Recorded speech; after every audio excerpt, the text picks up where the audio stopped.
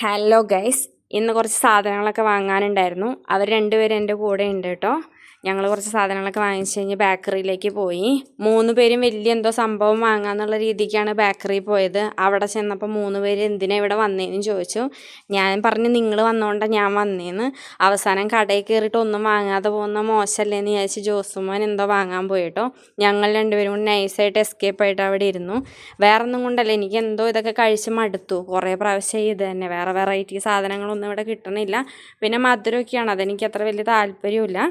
അത് കാരണം എനിക്കതൊരു മട്ടിയപ്പ് പോലെ ആയതുകൊണ്ടാണ് ഞാൻ വാങ്ങാത്തത്. ജോസുമോൻ ഫ്രണ്ടിൽ പോകുന്നുണ്ട് കേട്ടോ. പിന്നാലെ ഞാനൊരു ഗ്യാപ്പ് വിടാതെ വീഡിയോ എടുക്കുന്നുണ്ട്.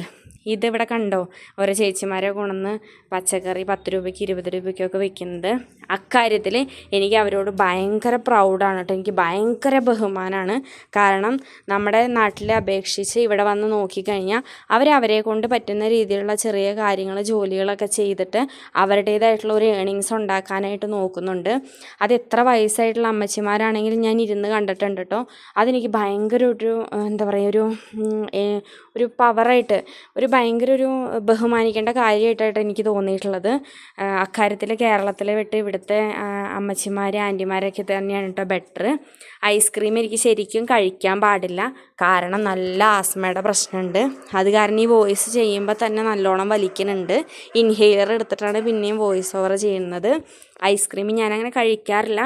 ഇന്നെന്തോ ഒരു മൂഡ് തോന്നിയപ്പോൾ വാങ്ങിച്ച് കഴിച്ചതാണ്. അവിടെ കണ്ടോ പട്ടികൾ, നിറയെ പട്ടികളാണ് കേട്ടോ. എനിക്ക് ചില സമയത്ത് ഇങ്ങനെ ഭയങ്കര വിഷമം വരും, ഫുള്ള് പട്ടികളും പശുവിനെയൊക്കെ കാണുമ്പോൾ കേട്ടോ. എന്നാലും പിന്നെ അതങ്ങ് അഡ്ജസ്റ്റ് ചെയ്ത് പോവും. അങ്ങനെ ഞങ്ങൾ ഐസ്ക്രീമൊക്കെ കഴിച്ച് കോളേജിൻ്റെ അടുത്ത് എത്താറായിട്ടോ. അവിടെ ഞങ്ങൾ സ്ഥിരമായിട്ട് ഒരു കടയുണ്ടായിരുന്നു. അവരത് വീടിൻ്റെ ഉള്ളിൽ തന്നെയാണ് കട. അത് പെയിൻ്റ് അടിച്ചുകൊണ്ടിരിക്കുകയാണ്. ഇപ്പോൾ കാണിച്ചു തരാം കേട്ടോ. പെയിൻ്റ് അടിച്ച് സെറ്റായിക്കൊണ്ടിരിക്കുക, സാധനങ്ങളൊക്കെ പുറത്താണ്. തൊട്ടപ്പുറത്ത് ഞങ്ങൾ ആദ്യം കുടിക്കാനുള്ള വെള്ളം ഇവിടുന്ന് എടുത്തിരുന്നത്. ഇപ്പോൾ കോളേജിൻ്റെ ഉള്ളിൽ ഹോസ്റ്റലിൽ തന്നെ അവർ പ്രൊവൈഡ് ചെയ്യുന്നുണ്ട്. അത് കാരണം പുറത്തേക്ക് പോകണ്ടാട്ടാ. ഇങ്ങനെ ഐസ്ക്രീം നിന്ന് പോകണ കണ്ടു കഴിഞ്ഞാൽ എന്നെ എല്ലാവരും കളിയാക്കും. കാരണം ഞാൻ ഇത്തിരി ഏജുള്ള, കുറച്ച് പക്വതയുള്ള ആളാണല്ലോ. ഇത് ഞങ്ങളുടെ അനുവാൻ്റിയാണ് കേട്ടോ. വീഡിയോ എടുത്തിട്ട് പോസ്റ്റ് ചെയ്യാനാണെന്ന് ഞാൻ പറഞ്ഞു. അപ്പോൾ എൻ്റെ അടുത്ത് പറഞ്ഞു നല്ല വീഡിയോ എടുക്കാമായിരുന്നു. ഞാൻ പറഞ്ഞു നെക്സ്റ്റ് ടൈം ആവട്ടെ ചെയ്യാമെന്ന് പറഞ്ഞു. അങ്ങനെ ഞങ്ങൾ തിരിച്ച് പോകുന്നു റൂമിലേക്ക്. Bye, thank U.